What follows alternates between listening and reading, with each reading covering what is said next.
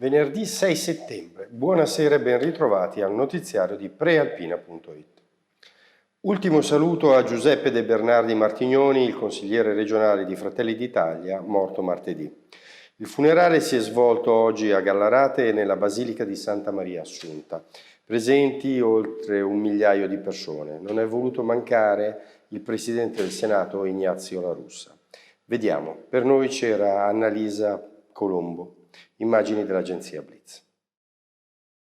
Sono oltre 1 migliaio le persone che nel pomeriggio di venerdì 6 settembre hanno voluto salutare per l'ultima volta Giuseppe De Bernardi Martignoni, consigliere regionale esponente di Fratelli d'Italia ed ex presidente del Consiglio Comunale di Gallarate, che si è spenta nella mattina di martedì 3 settembre all'età di 64 anni a causa di un brutto male.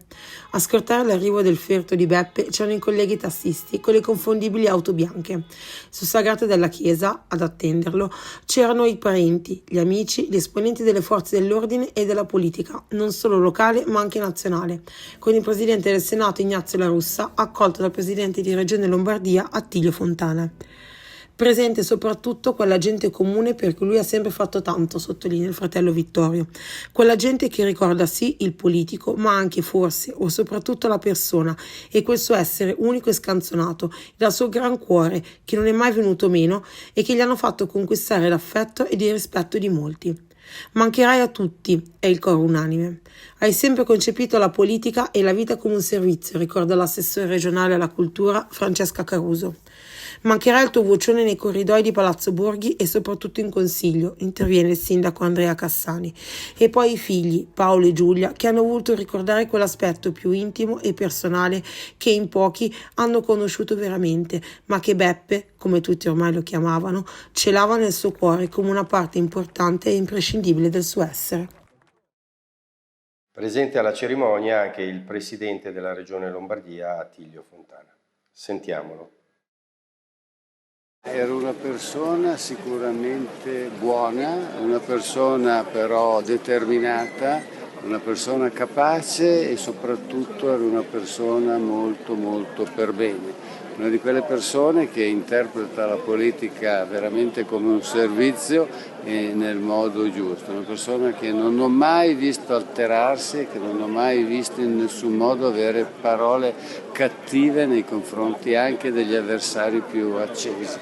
È stato veramente un amico che ho frequentato per tanti anni e che ricorderò sempre con grande simpatia ed affetto. Tragico ritrovamento, al momento avvolto nel mistero, la scorsa notte a Saronno. Il corpo di un uomo è stato ritrovato dopo le 23 vicino all'ospedale. Ce ne parla Roberto Banfi. Immagini di Domenico Ghiotto dell'agenzia Blitz.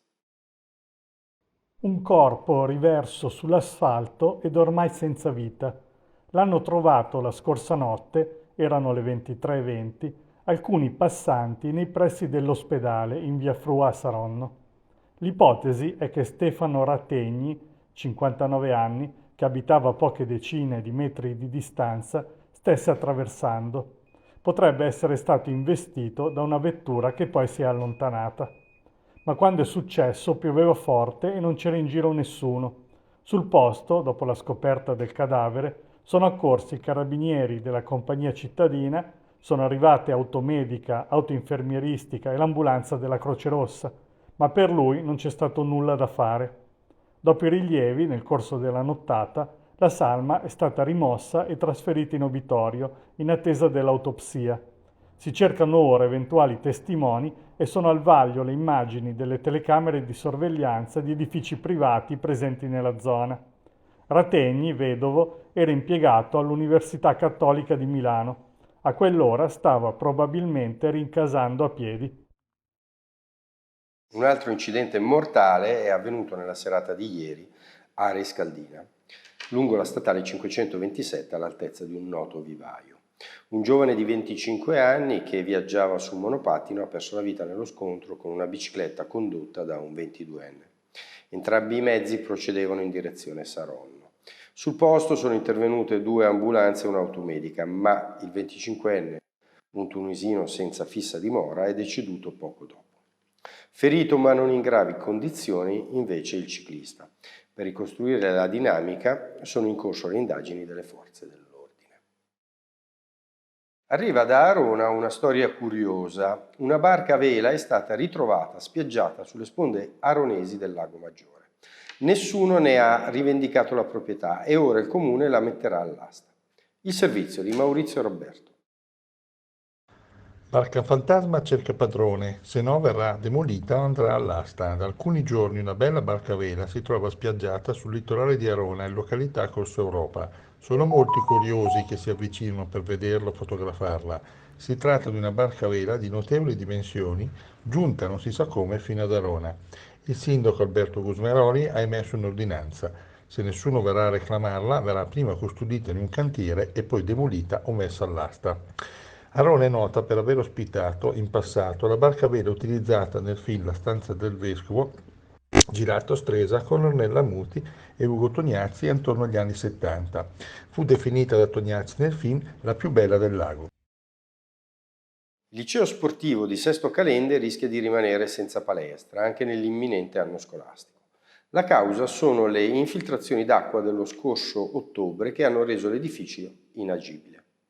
Oggi la protesta degli insegnanti di educazione fisica sotto il palazzo della provincia. Riccardo Prando, immagini di Angelo Puricelli dell'agenzia Blitz. 150 giorni di attesa prima di poter accedere nuovamente alla palestra dell'Istituto Superiore dalla Chiesa di Sesto Calende, un tempo giudicato troppo lungo dai docenti che, stanchi di un'attesa che dura ormai dall'ottobre 2023, hanno protestato questa mattina davanti a Villa Recalcati, ente proprietario del complesso scolastico, che, ironia della sorte, ha un indirizzo sportivo per 200 alunni. In una nota, questa mattina la provincia sottolinea che nel caso specifico relativo all'istituto si è già tenuto un primo incontro con l'amministrazione comunale di Sesto Calende per esaminare la situazione. Durante questo incontro sono state discusse le ragioni tecniche che giustificano l'intervento e si è fatto il punto sullo stato delle procedure riguardanti le verifiche obbligatorie di legge dei requisiti dell'impresa, di competenza di altri enti, necessarie affinché la provincia possa procedere con l'aggiudicazione dei lavori. Dal 14 settembre al 24 novembre saranno numerosi gli appuntamenti dell'edizione 2024 del Premio Chiara, che quest'anno sarà nel segno della cultura utile. Questa mattina la presentazione a Varese. Il servizio. Il Festival del Racconto 2024 diventa Premio Chiara Cultura Utile, secondo il nuovo slogan della manifestazione presentata questa mattina a Villa Recalcati.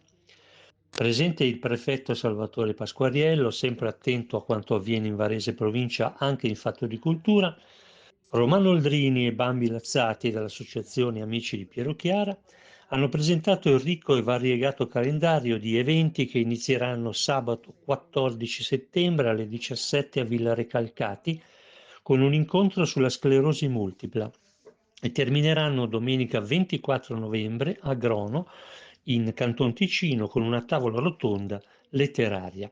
In mezzo, tra fotografia, cinema, scienza, medicina e letteratura, un omaggio a Fabrizio De André e la manifestazione finale del Chiara domenica pomeriggio in Sala Napoleonica il 20 ottobre. Tanti temi che troverete sulla Prealpina in edicola domani. Sentiamo qualche anticipazione da Fabio Pellaco. Grazie Angelo. Sulla Prealpina di domani torniamo sul tema delle truffe via SMS, perché sono sempre più frequenti le segnalazioni di messaggi che cercano di trarre in inganno i genitori fingendo che il mittente sia uno dei figli. Sulle pagine di Varese poi parliamo dei giochi politici in vista delle elezioni provinciali. La data si avvicina, sarà il 29 settembre e alle urne andranno solo gli amministratori pubblici. E poi ieri l'annuncio dello stop alla riqualificazione dell'ex calzaturificio Borri di Busto Arsizio. Cosa succede ora e quali sono le nuove prospettive? Ne parliamo sul giornale di domani. Per la cultura, a fine settembre torna il salotto di Mauro della Porta Raffo al Salone Estense E domani sul giornale Diego Pisati ripercorre la storia di quello che negli anni 50 portò a Varese grandi registi e attrici popolarissime come Sofia Loren e Gina Lollobrigida. Infine per lo sport, tutti i risultati dei nostri atleti alle Paralimpiadi di Parigi e le presentazioni delle partite del fine settimana. Per il momento è tutto, un augurio di serena serata e arrivederci alle 19 di domani per una nuova edizione del notiziario di Prealpina.it.